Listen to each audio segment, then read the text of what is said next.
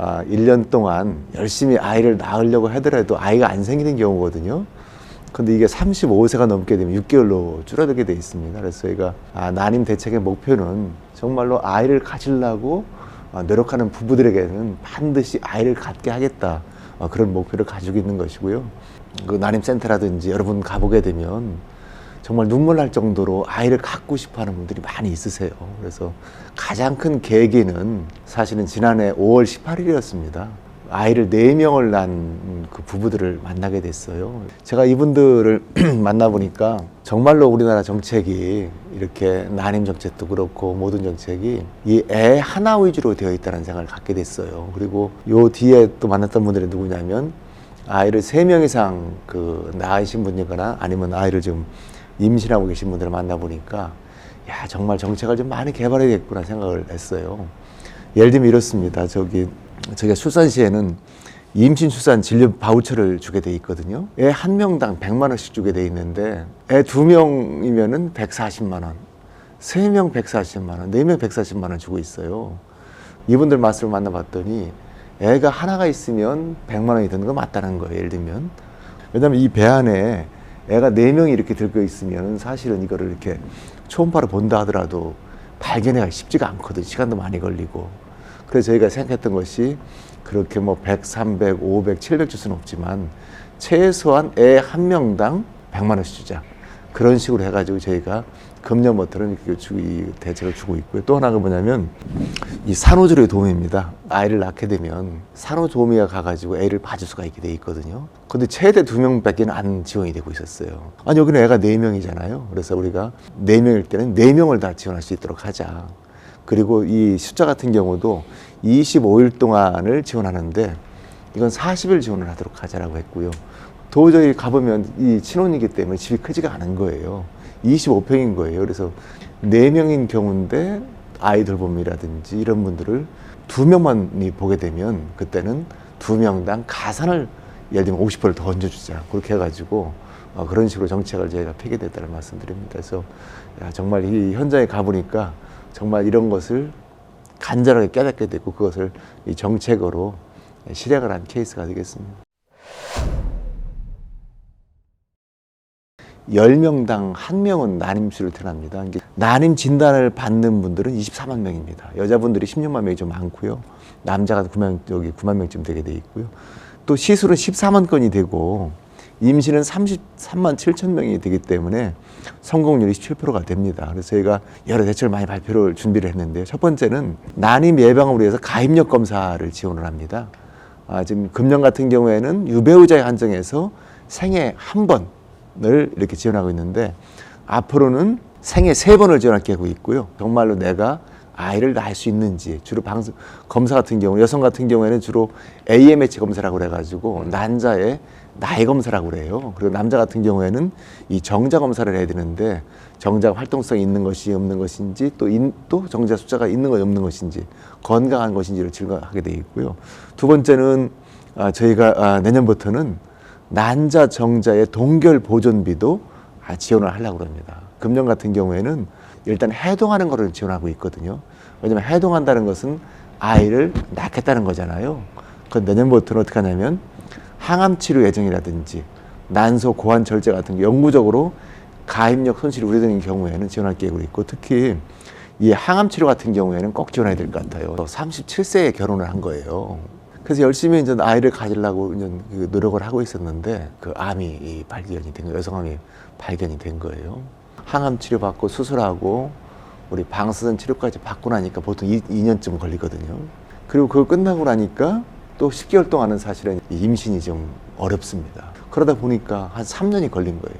그런데 이분이 나이가 벌써 그러다 보니까 40이 넘어버리게 된 거예요. 그래서 이분 말씀이 항암 치료를 받기 전이라든지 그럴 경우에는 국가에서 동결 비용도 해달라는 말씀을 주셔가지고 저희가 이 정책을 개발하게 됐고요. 그래서 혹시라도 내가 항암 치료를 받겠다 그런 분들은 미리 말씀을 하셔가지고 하게 되면 거기에 대해서 저희가 정자 난자에 대한 동결 비용을 지원하도록 되어 있고요. 난임 수비 지원인데 한 번 이거를 하는데 보통 300만 원쯤 듭니다.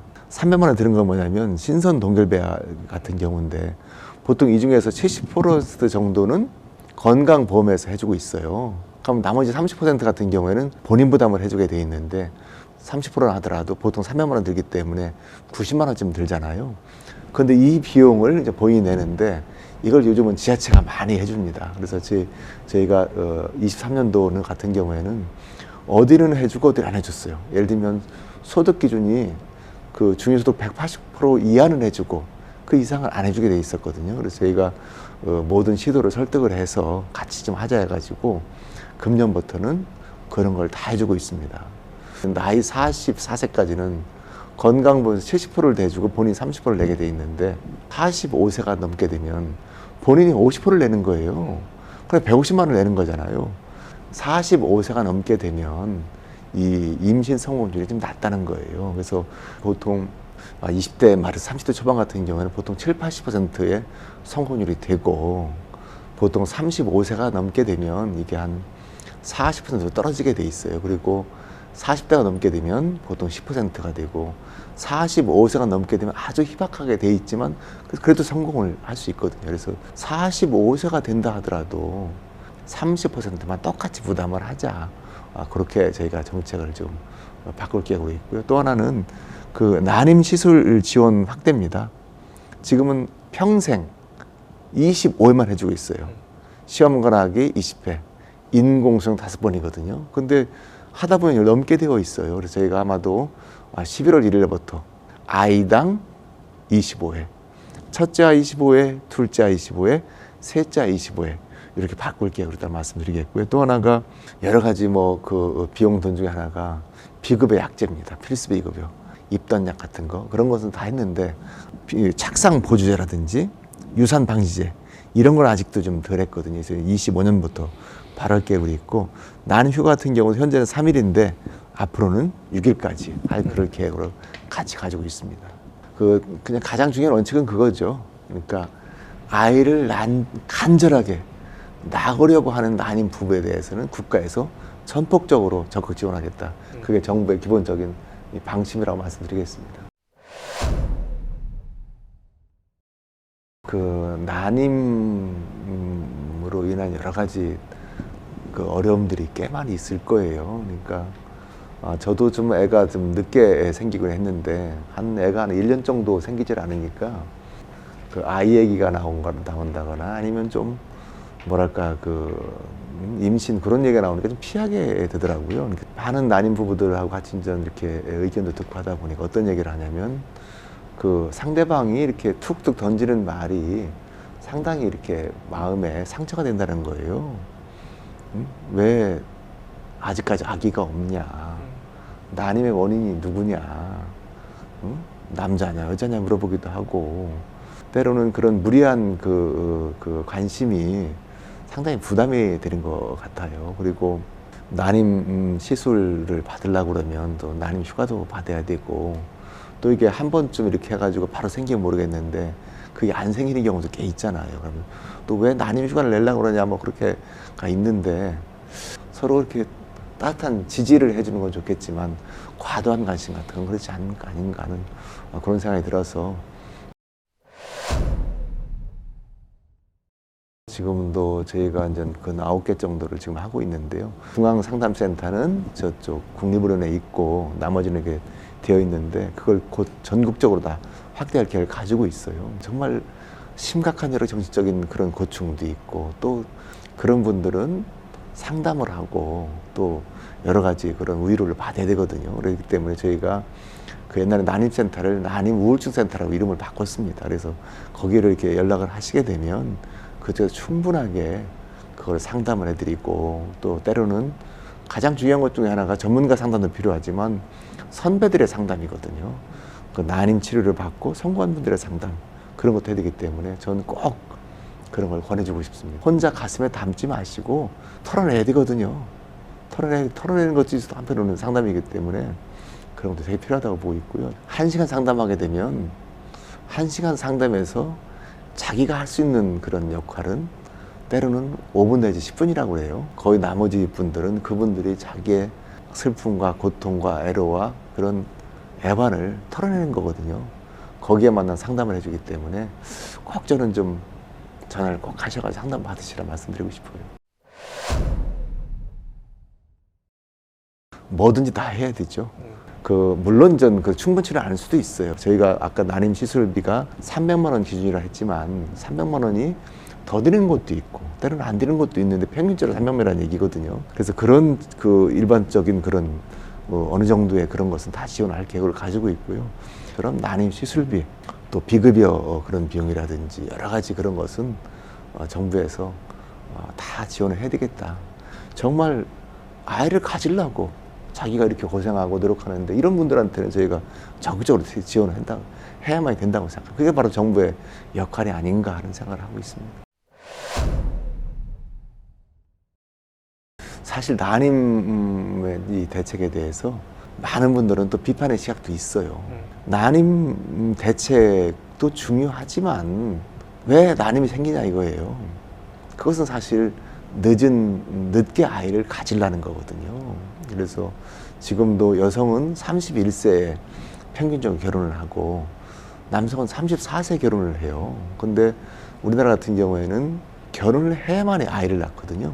결혼을 안 하고 아이를 낳는 비율이 5%가 안 됩니다. 그렇기 때문에 결혼을 해야 되기 때문에 보통 여성의 나이 플러스 보통 1년 내지 1.5년을 하게 되면 그게 이제 그 아이의 초산 연령이거든요. 그러다 보니까 31세가 33세가 되는 거잖아요. 그래서 저희는 많은 가급적이면 빨리 결혼을 했도록 유도를 했으면 좋겠다. 결혼을 빨리 하려고 그러면 결국은 직장을 빨리 잡도록 하고 직장을 빨리 잡은 경제가 안정이 돼야 되겠죠. 또 한편으로는 서로 집을 갖게 하고 또 집을 갖게 한 다음에 아이를 잘 키울 수 있도록 그런 여건을 그 전 단계에서 만들어줘야 되는 거죠. 그렇기 때문에 저희가 아이들을 좀 너무 늦게 낳는 거 그런 걸 탓하기 전에 빨리 결혼해서 아이를 낳도록 만드는 여건을 조성해야 된다는 생각이 들고 있고요. 또 하나는 지금 0.72명이 이제 지난해 합계 출산율인데 그걸 딸리 말하면 이것은 우리 젊은 청년들이 우리 기성세대에 보내는 하나의 성적표일 수 있다는 생각을 하게 됐어요. 우리가 그렇게 아이를 낳기 힘든 정도의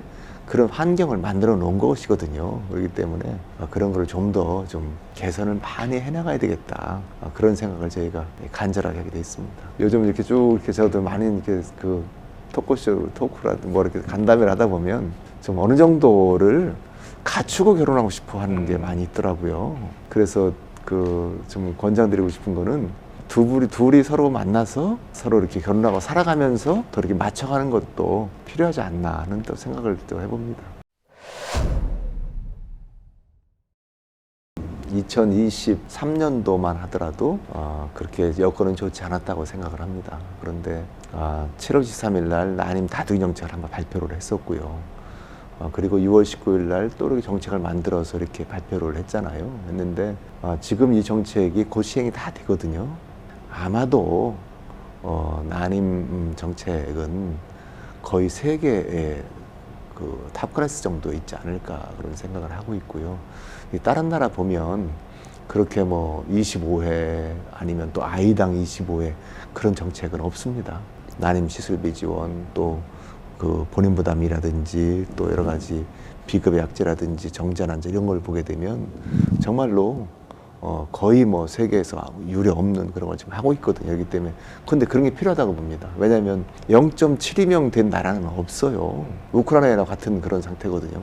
거긴 전쟁 중이잖아요. 그렇기 때문에 이 다소 어떤 분들이 과하다 생각할 수도 있습니다. 그렇지만 과하더라도 우리는 해야 된다. 유례 없는 저출산이고 그렇기 때문에 2002년도에는 50만 명, 1970년에는 100만 명이 태어나기 때문에 50년 만에 저희가 지금 4분의 1을 줄은 거거든요. 그렇기 때문에 모든 정책을 다 하겠다는 것이고 혹시라도 지금 정책이 부족한 거 있다면 그런 건 더 정책을 개발해서 더 해나가겠다. 한마디로 말씀드리면 정말 아이를 간절히 원하는 부모님들에 대해서는 정부가 전폭적으로 적극 지원했다는 겁니다. 그래서 그 부모님들이 정말로 그 눈물이 아이를 위한 행복의 웃음으로 될 수 있도록 정부는 그걸 만들도록 하겠습니다. 그게 정부가 해야 될 일이라고 저는 생각하고 있습니다.